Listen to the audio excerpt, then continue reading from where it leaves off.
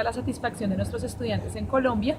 Vamos a tener opiniones de personas con amplia experiencia en el tema de la educación en Latinoamérica y en nuestro país, donde vamos a poder darles una opinión un poco más acertada de lo que nuestros estudiantes actualmente están pensando en sus carreras y cómo la piensan proyectar. Que lo disfruten. Hablar sobre el ejercicio de vinculación de un pelado de bachillerato a pregrado. Básicamente lo que uno ve hoy o veía hace unos años es que la, la razón o la motivación por la cual alguien escoge una carrera hoy en día es mucho más eficiente gracias a procesos en diferentes colegios donde le hacen trabajos como direccionamiento ocupacional.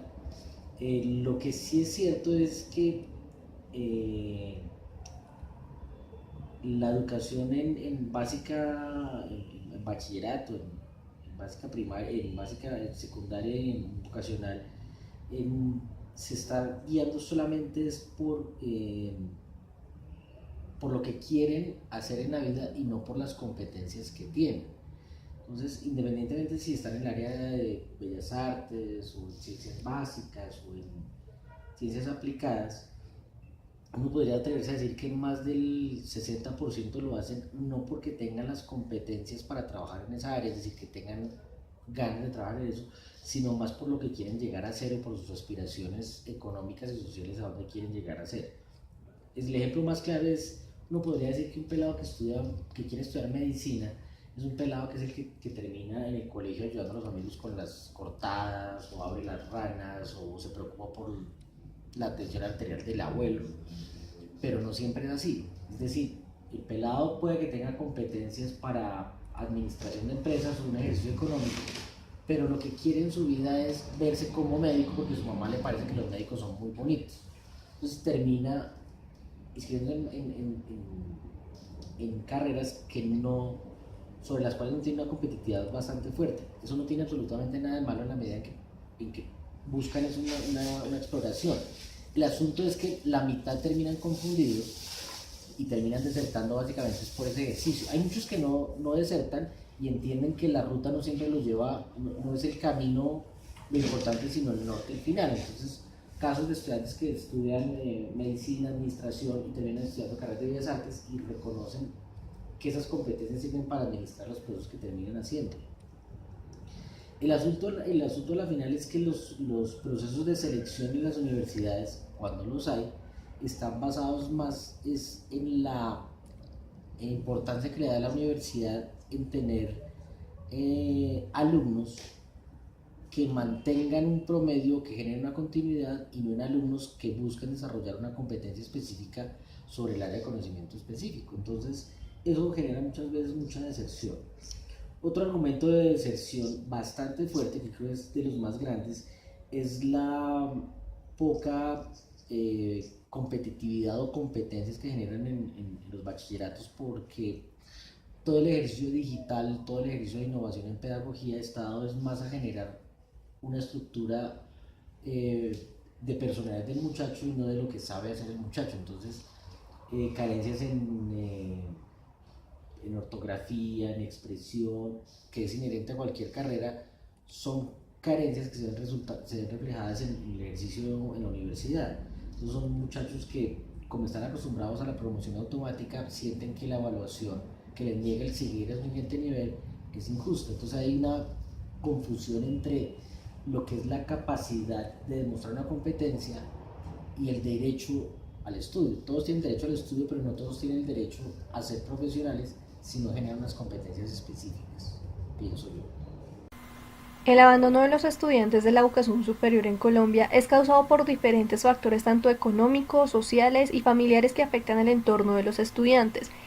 Es por ello que el Sistema para la Prevención de la Deserción de la Educación Superior, SPADIES, identificó las variables que son cuantificables, como el estrato, el sexo, el nivel educativo de los padres, los ingresos económicos de la familia del estudiante, el nivel de clasificación del núcleo familiar según el SISBEN, el número de personas que componen el núcleo familiar, el joven trabajaba al momento de presentar las pruebas de estado, clasificación según los resultados de las pruebas de estado Saber 11 y la edad de presentación de las pruebas Saber 11.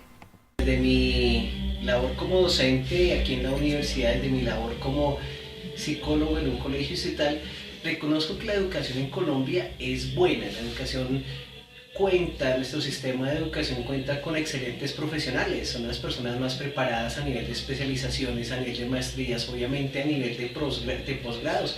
Y desde aquí las universidades también exigen un perfil alto para sus docentes, entonces eso permite obviamente una calidad alta en la educación. Claro que esto ha cogido de la mano y casi que podríamos encontrar un paralelo, un contrapeso entre todo lo que implica el sistema de educación. Desafortunadamente la educación en Colombia es costosa. Si nosotros vamos a acceder a la educación posterior al bachillerato, se tiene que contar con un alto nivel económico. Si el estudiante de bachillerato no tiene posibilidades económicas, tiene que pensar en acceder a una de las universidades de educación pública. Y aquí en el país, en Bogotá, únicamente contamos con 3 universidades y el ingreso a estas universidades no es fácil. Eso limita obviamente el acceso a la educación superior. O se tendría, como lo he dicho anteriormente, contar con posibilidades y recursos económicos altos, lo que hace que la educación a veces se tilde de que es un negocio. Entonces puede acceder la persona que tiene posibilidades, que puede pagarse la universidad, o en algunos casos hay muchos estudiantes que recurren al trabajar y estudiar porque necesitan pagarse así sus carreras y salir adelante. Según el Ministerio de Educación, en el país, anualmente 2.500.000 personas ingresan a estudiar carreras profesionales y técnicas. Sin embargo, hay una tasa de deserción en la educación superior del 9.3%. Estas distintas cifras prenden la alarma sobre la dificultad en la elección de carrera y formación de proyecto de vida de los estudiantes en Colombia. En la universidad Minuto de Dios son muchos los estudiantes que ingresan a primer semestre, el número es bastante alto. Como lo mencionaba anteriormente, pues buscan mejores condiciones de vida para ellos, para sus familias, dentro de lo que mencionamos expectativas. Pero algunos de ellos, desafortunadamente, desde la secundaria, si podríamos pensar en o atribuir como alguien que deba asumir ese trabajo de orientación profesional, algunos de ellos no tienen claridad frente a sus carreras. A veces la elección de carrera está dada por los familiares, entonces porque mi papá, mi mamá o mis hermanos o algún familiar es abogado, es médico, es ingeniero, entonces optan porque conocen algo de las carreras o porque se presenta la influencia de sus familias. Algunos de ellos optan por las carreras porque es la carrera de moda, entonces parece que en algún momento es de moda la ingeniería, de moda la robótica, de moda la mecatrónica, entonces algunos de ellos optan por esa carrera que parece que es de moda. Algunos de ellos, entre la posibilidad o la expectativa de tener un ejercicio profesional que le permita una alta remuneración, esperan entonces escoger aquellas carreras que parece que tienen un perfil más alto frente a otras. De pronto el derecho, la medicina, y ese perfil alto les permitiría posiblemente una mejor remuneración, entonces un sueldo alto, entonces desde allí algunos escogen las carreras. Eso hace que desde que la escogencia no sea conciencia, no sea reconociendo como habilidades, cualidades, lo que realmente me gusta, lo que realmente quiero ser, y que no se proyecten en su vida desde esa profesión que están haciendo, hace que algunos de ellos deserten de estas carreras. Y a veces se da en el primer semestre porque pareciera que allí es el momento de choque, de encuentro, de cuestionarse frente a lo que realmente quiero ser y realmente lo que estoy haciendo. Y aún entra a contar también la universidad. Algunos de ellos, la universidad en la cual están estudiando no es lo que esperan, lo que quieren, y no les permite como ese desarrollo que ellos están buscando, entonces también cuenta para que haya la deserción. Otro factor que podemos sumar en la deserción es la parte económica. Los costos, como lo decía anteriormente, de la educación no son bajos, son altos. Entonces algunos de los estudiantes entran a estudiar una carrera universitaria con facilidades económicas, como son créditos, como son algunas becas, pero no todos acceden a las becas. Y entonces en la medida que están estudiando su carrera, si su condición económica cambia, están trabajando, se quedan sin trabajo o tenían el crédito y no lo pudieron continuar prolongando este crédito, pues hace que económicamente deserten porque no tienen cómo pagar la carrera en la medida que son costos altos. Es común ver que cuando los jóvenes seleccionan los programas de educación superior, lo hacen según la experiencia de familiares o amigos, sin conocer la demanda de esa carrera en el mercado laboral y su realidad en el mundo del trabajo, lo que luego les dificultará la consecución y permanencia en un empleo estable y formal por la falta de pertinencia en su elección. Buenas tardes, seguimos con otro estudiante del Colegio Ignacio Obregón de grado 11. ¿Su nombre? Manuela. ¿Cuántos años tienes, Manuela? 16. Ok, ahora que estás terminando el colegio, tu etapa del colegio, ¿qué piensas hacer? Bueno, espero salir y buscar una universidad en la cual me sienta cómoda para estudiar psicología. ¿Has estado mirando alguna opción? Sí, estoy entre la del bosque y la de la Laurel. ¿Cuál sería lo que defina la universidad que vas a estudiar? Pues económicamente tiene que estar estable para que yo pueda estar bien financieramente. ¿Por qué esta decisión de seguir estudiando? Porque obviamente para mantenerme aquí económicamente en Colombia es necesario el estudio. Aparte pues son mis sueños y es como me quiero realizar la vida. ¿Por qué motivo esta carrera? La psicología, la verdad me gusta mucho ayudar a las personas, me gusta atenderlas y poder. ¿Y cómo te verías en 5 años? Me vería estable con una familia, graduándome de mi carrera y haciendo una especialización. Te agradezco mucho por tu tiempo, Morales. 18 años vinculado a la docencia, una parte de esos 18 años en la educación superior y la gran mayoría en la educación básica, primaria, secundaria y en la media vocacional. Y pues lo que he visto es que siempre la expectativa del estudiante es acceder a la educación superior, siempre está en su proyecto, por lo menos en la mayoría de los casos, llegar allí, solo que la realidad en el momento en que terminan la educación básica muestra que no es tan fácil ni tan accesible. Trabajando en regiones, yo me desempeñé también como docente en los Llanos Orientales, específicamente en la ciudad de Yopal, pues también se ve que la oferta educativa de las instituciones privadas promueve el hecho de que los estudiantes de estas instituciones pues salgan del colegio directamente a estudiar en las grandes o en las importantes universidades del país, en las ciudades como Bogotá, en Medellín, incluso en Bucaramanga.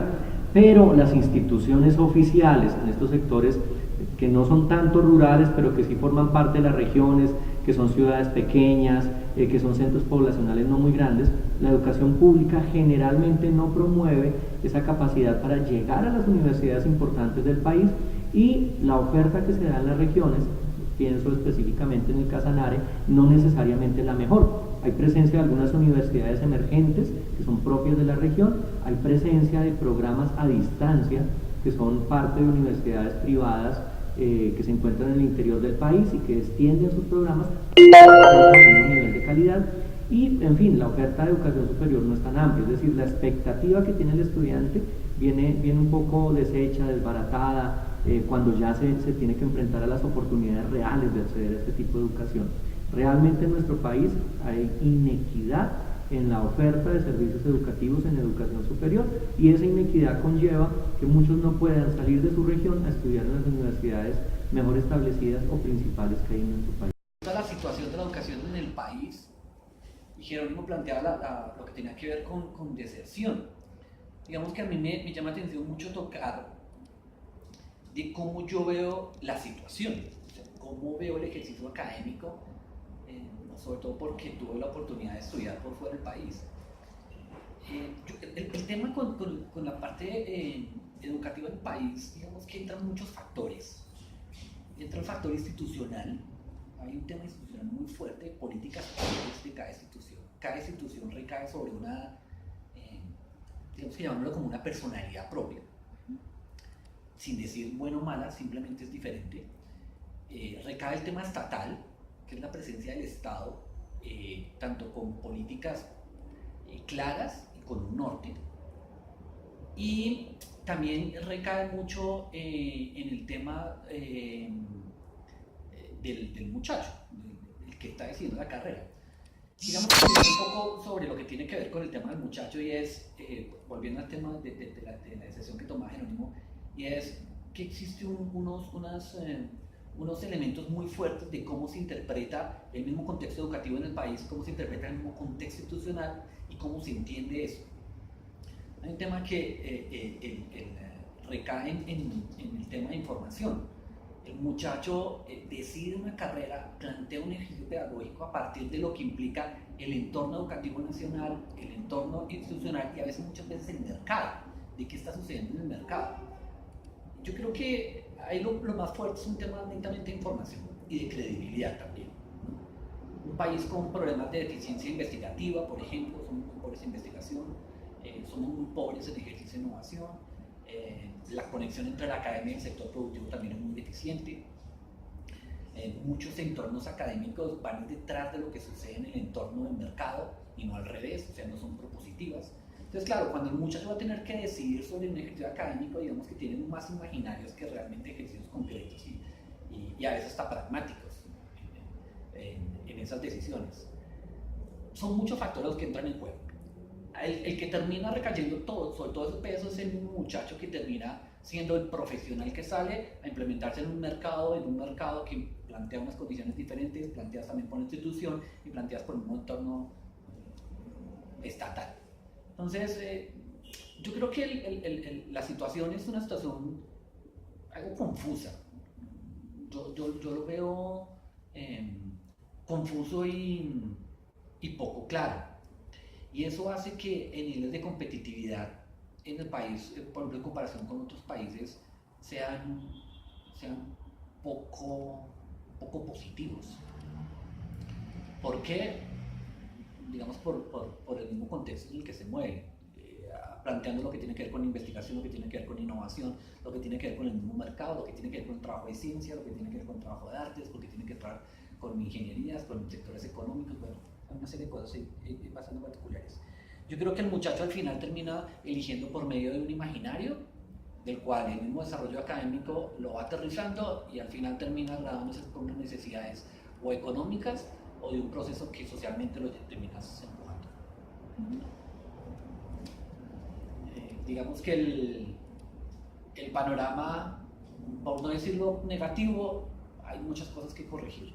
La verdad, el país tiene que cambiar y el sector económico recae en aspectos sociales, pero altamente en aspectos culturales y por supuesto en aspectos económicos, que es algo que de una u otra manera nos termina empujando fuertemente la condición.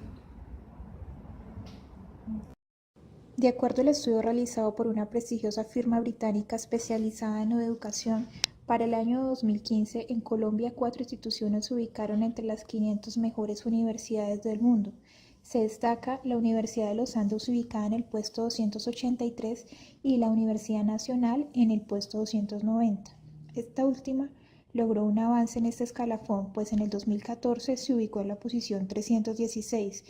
Según esta medición, estas universidades se destacaron en los indicadores de prestigio entre los empleadores en su producción científica y en la reputación académica. Por su parte, la Universidad Javeriana y la Universidad Externado de Colombia se ubicaron en las posiciones 401 y 441 respectivamente.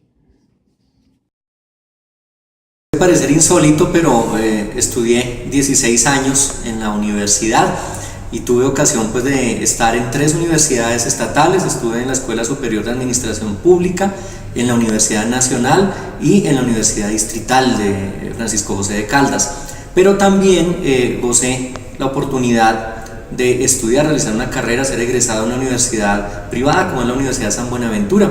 Y realmente la oferta educativa, la calidad en educación superior pues es amplia, especialmente pues en la ciudad de Bogotá, en ciudades como Medellín, donde hay mayores oportunidades para estudiar en las universidades, mayor accesibilidad.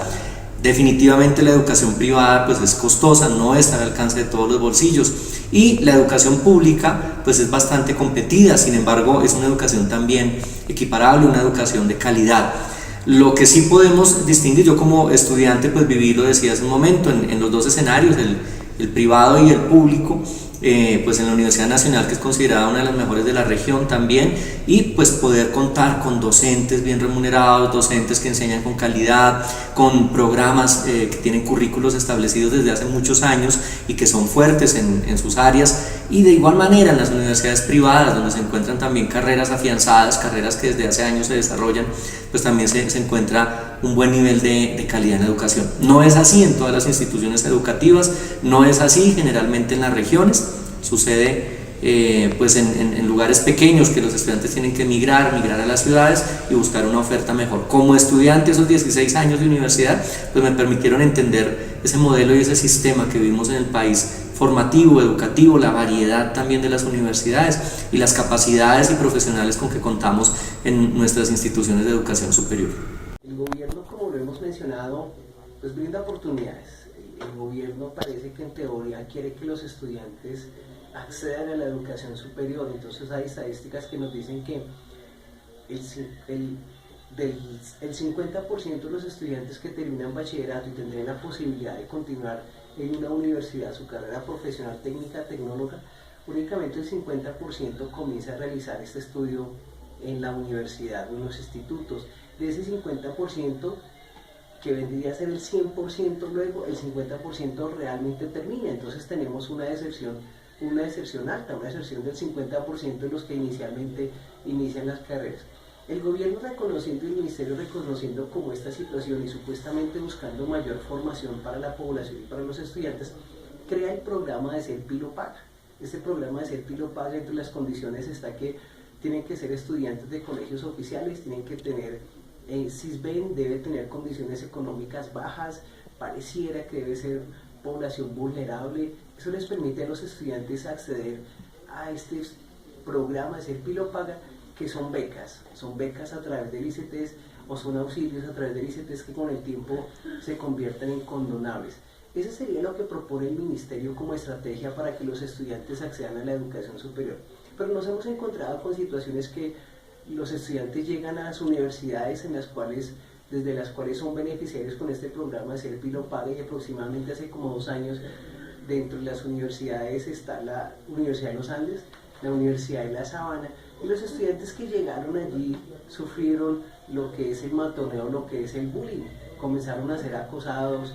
Entonces casi que encontraríamos una contraposición, una no coherencia con lo que busca el programa de brindar condiciones y beneficios de educación superior a los estudiantes y en el contexto en el cual se desenvuelve según las universidades que han sido escogidas. Eso sería lo que brinda el gobierno, pero obviamente son muchos los estudiantes, la población estudiantil que puede o que debería acceder a la educación superior, cada día se ve limitada por los costos, por estos programas que limitan las condiciones del programa de Ser Pilo Paga, no abarca o no da oportunidad a todos los estudiantes. Entonces hace que la opción de estudio de educación superior no sea realmente para todos los estudiantes.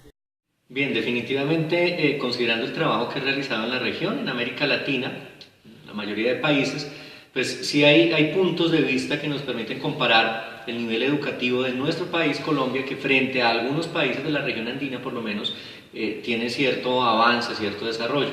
Pero también hay que considerar elementos que diferencian la educación. Pensar, por ejemplo, en Chile, donde el énfasis durante los últimos años y los últimos gobiernos ha sido fortalecer la educación superior, donde los mismos estudiantes han reivindicado su derecho a tener una educación con calidad. Conocemos las causas de los estudiantes de Chile, especialmente pues, de la Universidad de Concepción, por ejemplo.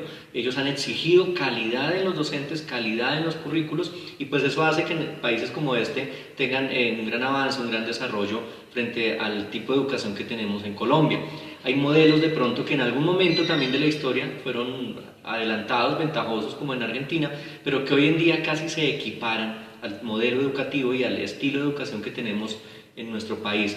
Hay que resaltar también del Caribe, países como Cuba, donde el énfasis en la educación ha estado centrado desde las políticas de gobierno y donde se puede pensar que casi no existe el analfabetismo, donde todos los estudiantes tienen accesibilidad, y pues eso también es una ventaja frente a Colombia, donde quizá la educación es exclusiva, donde la educación es para unos cuantos nada más, para quienes tienen capacidades, quienes no deben laborar, y a veces es hasta inaccesible. Entonces es muy difícil pues tener como un ranking de en qué lugar se encuentra ubicado Colombia frente a otros países de la región, pero sí podemos decir que hay diferencias sustanciales y que hay países que en los últimos años por política estatal han potenciado esa capacidad educativa, caso por ejemplo de Ecuador, donde se ha invertido en mayor medida en fortalecer la educación superior, la educación secundaria, y se empiezan ya a vislumbrar algunos logros en ese sentido.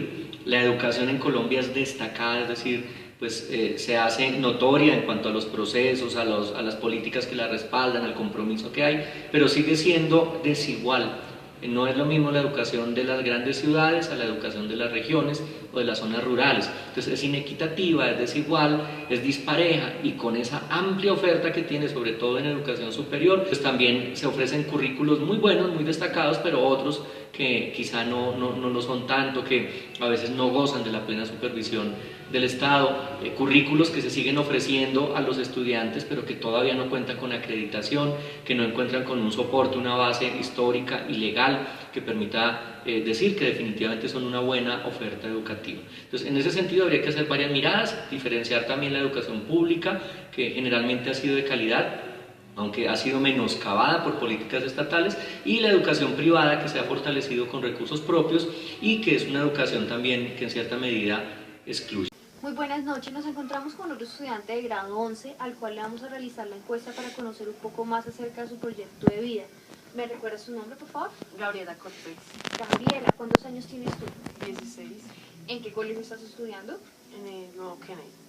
Okay. Gabriela, ahora que concluiste esta etapa en tu educación, ¿tienes un plan en mente? ¿Qué has pensado hacer?